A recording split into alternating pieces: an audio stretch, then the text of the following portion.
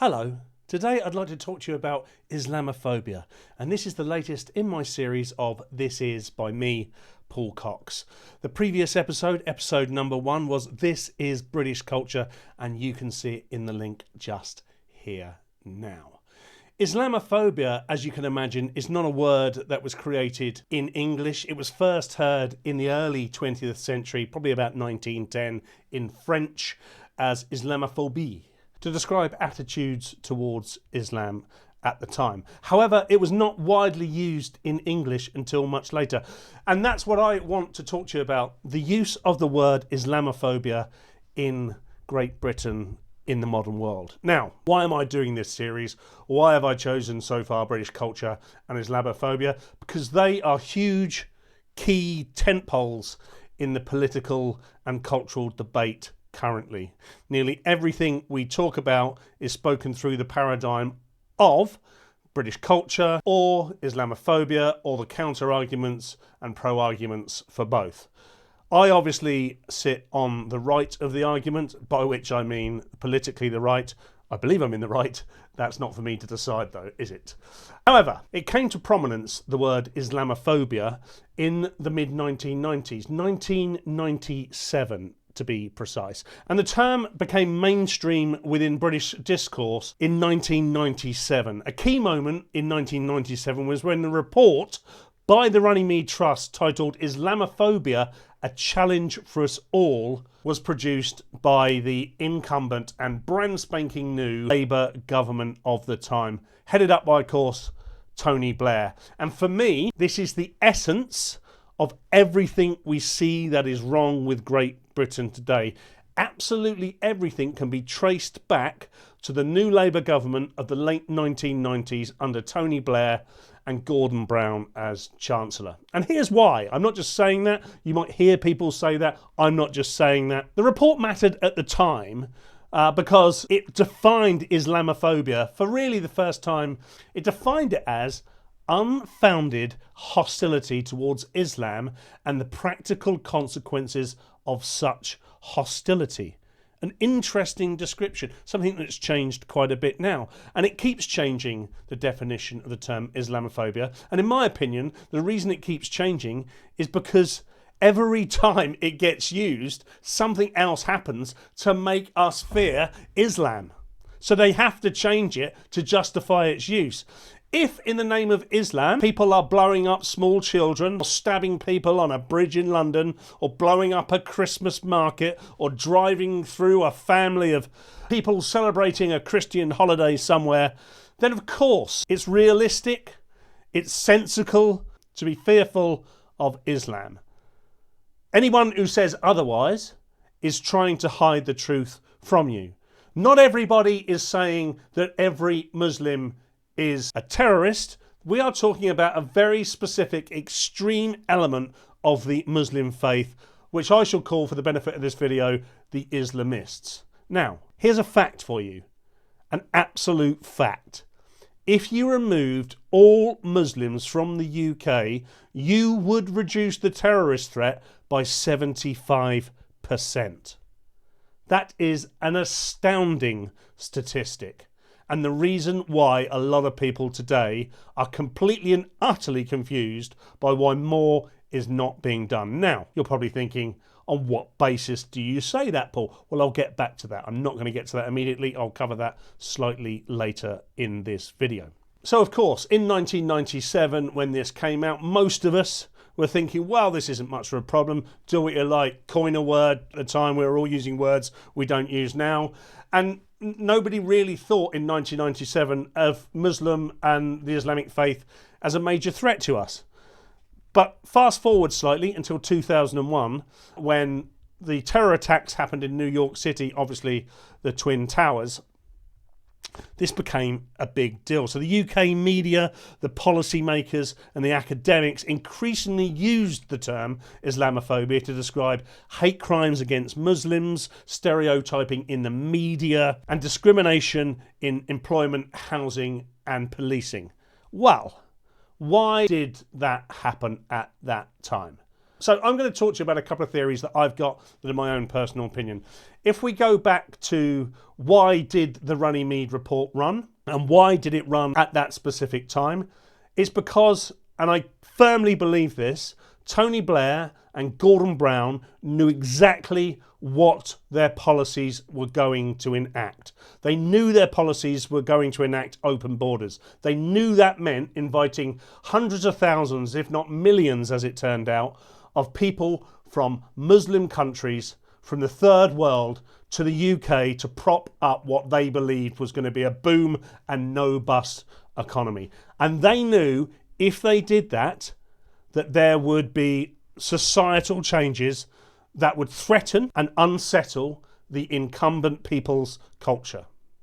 Okay? They had to get in early. They had to foresee what the problems would be and then create a policy to counter that. The policy was, let's make fear of Islam a crime, essentially, which it's now become. It might not be statutory, but trust me, as we figured out just in the last few days, you only have to listen to the Connie Shaw interview to know that it's being enacted as a crime. And the punishment is shut down, shut up, go away.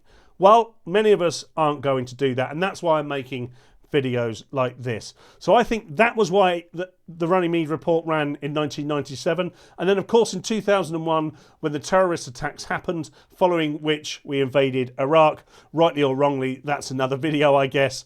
At the time, I was quite supportive, but at the time, I gobbled up all the bullshit that was put out there by people like Alistair Campbell, who coincidentally are now the people arguing against their own version of Islamophobia. Very interesting.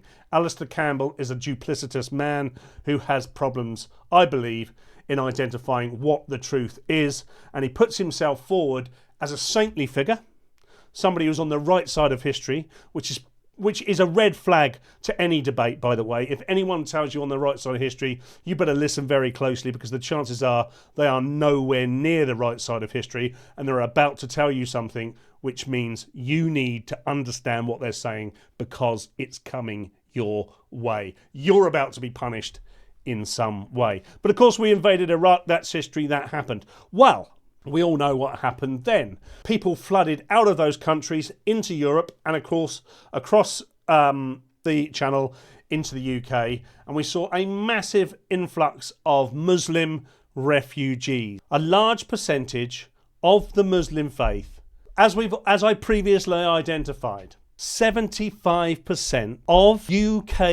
the UK terrorist threat comes from Islamists. You don't have Islamists without Muslims. And you don't have the influx of Muslims in this country without the new Labour open borders policy to bolster the economy, and the new Labour's to invade Iraq alongside the US. So it's a two-pronged attack at this point. And what it means is we have got an influx of people from a vastly different culture, and they are not going to assimilate. They still haven't fully assimilated. In many cases, they have no inclination to do so. So, what does a government do in that situation? Because we all know that you cannot turn around, put a plug in it and stop them coming, because they won't. We can, but they won't. Okay? Now, I'm just going to back up my claim. In 2026, the MI5 counterterrorism caseload is 75% Islamist and 25% other ideologies. And of that 25%, some of that what they call far-right extremism. That's not people like you and I that might support reform or restore or advanced. That's not the far right. Though people will use that to tell us that we're wrong. But they will not focus on that massive majority of 75% of the caseload. Of which is about 40,000 people just roaming around the UK. That we know of. Now, this is MI5. MI5 is an organisation I do trust. I think largely, up until a certain point, they have been unaffiliated to politics and unled by politics. Very difficult.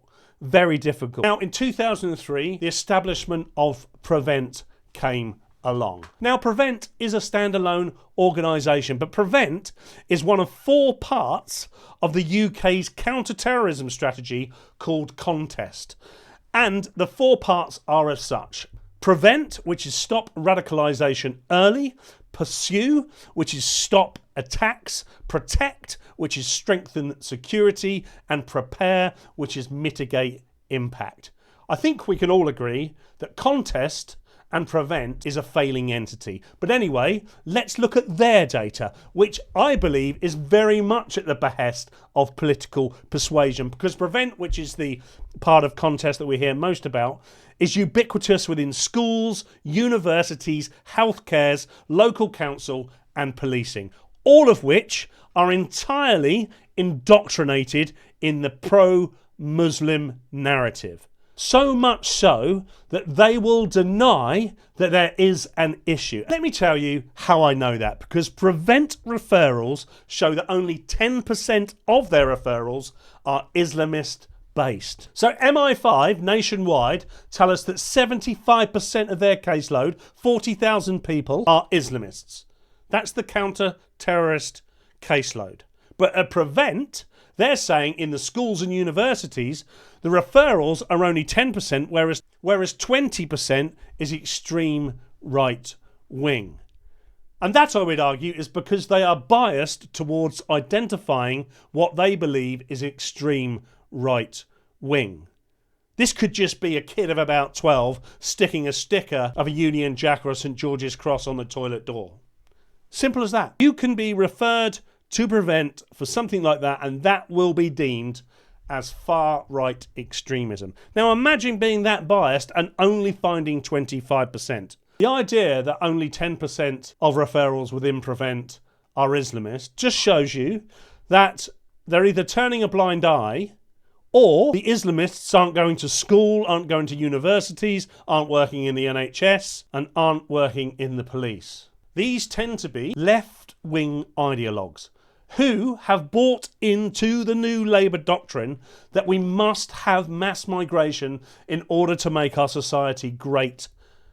And that is a huge problem. That's where the term multiculturalism is our strength, diversity is our strength, comes from, because if you don't say that, then you have to look at the statistics which I'm presenting to you as part of this video. Prevent is a busted flush.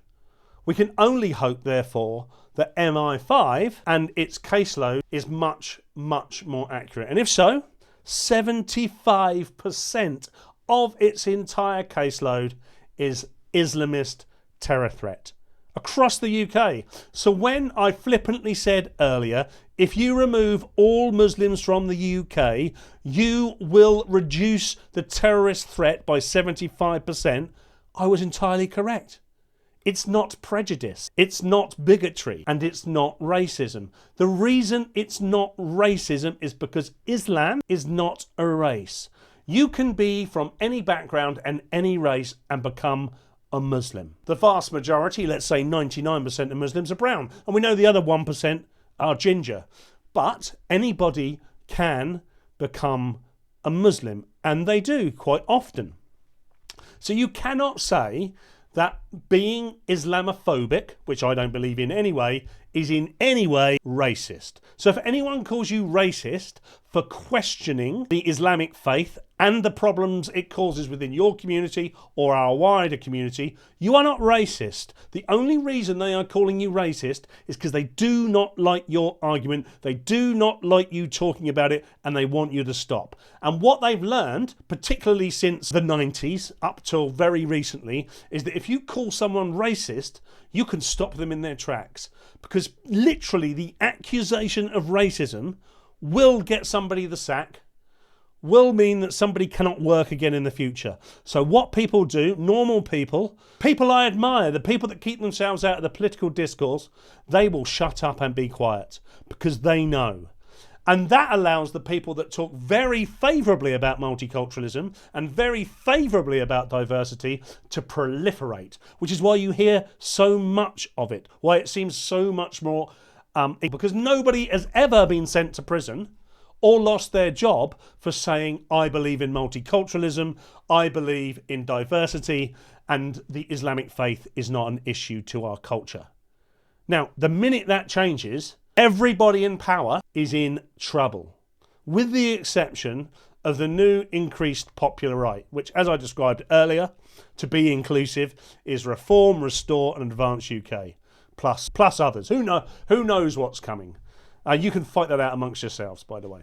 So, purely from a Great British or UK perspective, the word Islamophobia was virtually non-existent until a report was produced by New Labour called the Runnymede Report in 1997, in which it described Islamophobia as unfounded hostility towards Islam and the practical consequences of such hostility. As I've already alluded to, unfounded hostility towards Islam is now a misnomer. There is plenty of founded criticism of Islam, because since then, what's happened is there's been a massive spike in the Islamist threat of terror. And of course, very sadly, a lot of it's played out. 7/7, Westminster Bridge, London Bridge, Manchester Arena. What we may have seen yesterday in terms of the burned ambulance, that is very likely to be Islamists who dislike the Jews. Now, if you're on my side of the debate, you're probably wondering, scratching your head, and probably rightly so, why this is not more of an open discourse and what I'm saying has been considered taboo at any point. That's because the large part of the mainstream liberal elite, your media, your newspapers, those in charge of what we can say and what we can't say, totally and utterly refute anything that I have said. And if they don't refute it, they whataboutery and distract at all costs. This is how you end up with politicians like Sadiq Khan. Sadiq Khan is right at the epicenter of a lot of our problems today. His point of view is that he is embracing diversity, that he is embracing London as a multicultural centre for the world. Unfortunately for him, the statistics show otherwise. They show that the incumbent culture has been completely eroded as a result of diversity and multiculturalism. It is not our strength.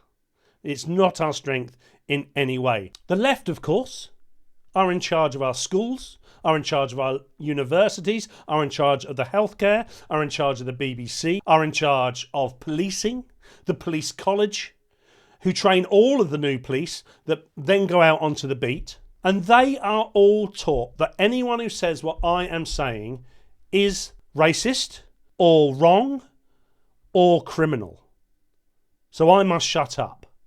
And I'm, by the way, and I've said this and I will always say this, I'm a very small part of this debate. I am standing on the shoulder of giants. There are people with massive profiles, much larger than I will ever achieve, that have been speaking about this for years. I'm talking to you as my subscribers, as my followers, because I want to help you understand through this series why these words are so important to the debate. Because if you and I can understand them, then we can counter the argument and without getting ourselves into trouble and actually enact some positive change and potentially save Great Britain. And I believe, of course, that we need to take this away from the elites. We need to take this away from the academics. Thank you very much, boys and ladies, but I think your convention and your time has somewhat passed. And I believe that you've enabled such disastrous change that we find ourselves in a position now where we are very close to losing British culture and our safety. Islam, of course, is a religious faith. And creating laws and policy that prevents anybody criticising it, as we all know, is reinventing blasphemy laws, something that we eradicated in this country many, many years ago, because as many of you, and of course I believe in free speech, we should be able to criticise faiths. And most faiths are criticised on a regular basis, and rightly so. We shouldn't just carte blanche accept something. We need critical thinkers. Of course, you can't have critical thinking if you need absolutely everybody to think the same thing, which is exactly what the mainstream blob left-leaning establishment need everybody to do. You cannot deliver your ridiculous policies of multiculturalism and diversity if people think differently. if people pay attention to history, if people pay attention to the use of words and free speech, you cannot push it through. This is the closest thing to a dictatorship or communism we have seen in this country. Now, because of the things I've pointed out and the things that we've all noticed, they've needed to change the narrative. Islamophobia doesn't really work. The idea of being scared, which I think is a strong way of putting it, of being scared of Islam is absolutely fine when they're blowing up children and stabbing people in the name of their God.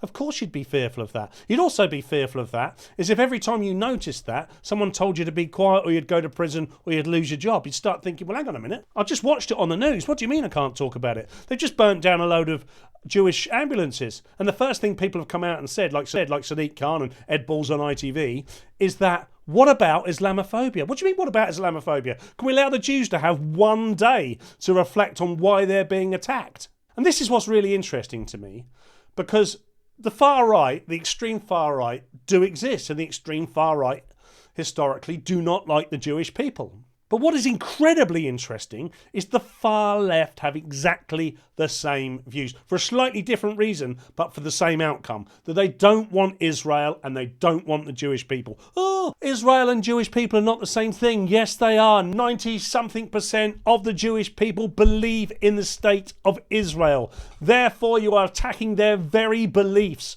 The vast majority of Jewish people believe they should have a safe haven in their home in the Middle East. So yes, if you are anti-Israel, you can't hide behind your Jew hate. It's as simple as that. So you've got the far left and the far right. The far right is a tiny, tiny group. The far left is anything that's on telly and then to the left, pretty much. That's a massive group of people that really do not like the Jewish people, to the extent that when Jews are killed or attacked, or their property is destroyed, the first thing they're asked is, what about the Islamophobia? What about it? I hate this whataboutery. Whataboutery killed the cat. So, when you combine all of these things, the fact that the extreme left, which is very much part of mainstream media, dislike the Jewish people, and you've got the far right element, and you combine those two things, you end up with people supporting Islam, because Islam is seen as the one faith that is very much against the Jewish people. And therefore, the stupid people look at that and go, well, there you have it. That's what we must do. If you get on the tube and a Jewish person comes on with a backpack, you don't think, I might die on this tube train today. You just don't think that. They might well keep themselves to themselves. They might well keep a lot of wealth to themselves. That's another debate. But they are very little risk and harm to us. Now, the idea that they've infiltrated the whole of the power of the world is a debate for another day also. But you are not being co-opted, coerced into believing the Jewish faith. But you are being co-opted and coerced into believing that all Muslims are good, and that every time Muslims attack us or others, we should turn a blind eye. No! Absolutely not. So Islamophobia, it's a tool, it's a lever, it's a button to press. It's something to keep you in your place so that you don't notice, and if you do notice, you are unable to criticise and bring attention to it. We don't have Christian phobia, we don't have Jew phobia, we don't have anything phobia other than, when it comes to religion, Islamophobia. And that is because they are going around the world trying to create a caliphate. They are trying to create a caliphate within the UK. The IRGC of Iran have sleeper cells all throughout the UK that are ready to spring up at any point and attack British people for Iran.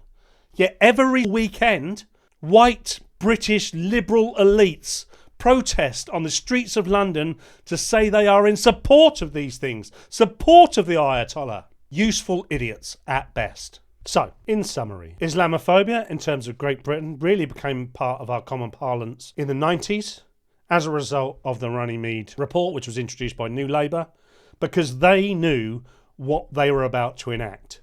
And then, coincidentally or otherwise, come the early part of the 20th century, there was mass Islamic attacks on the Western world. And instead of countering it, those people at the top of the left liberal elite authorities decided they would side with the Islamic faith and the Muslim peoples against the incumbent people which had just been attacked. And that has continued to this very day. So what you've seen is a massive explosion, pardon the pun, of Muslim MPs, Muslim councillors, Muslim authority leaders, because they've been propped up by the very elites that would rather see you dead than their narrative fall apart. To the point that in 2026, 75% of the terrorist threat and MI5 caseload is from Islamic extremism. And still, we have policies and laws and reports that Islamophobia is a thing. And now they've changed it to anti-Muslim hostility. A clever redefinition to keep you quiet. Thank God for free speech. Thank God for the free speech nation. And thank God for you, my followers, and all the peoples like you that will not lay down and die. This lion is sleeping. This lion is not dead. If you like this content, please like, subscribe, share. At Paul Cox Comedy on all platforms. Until next time, keep it real.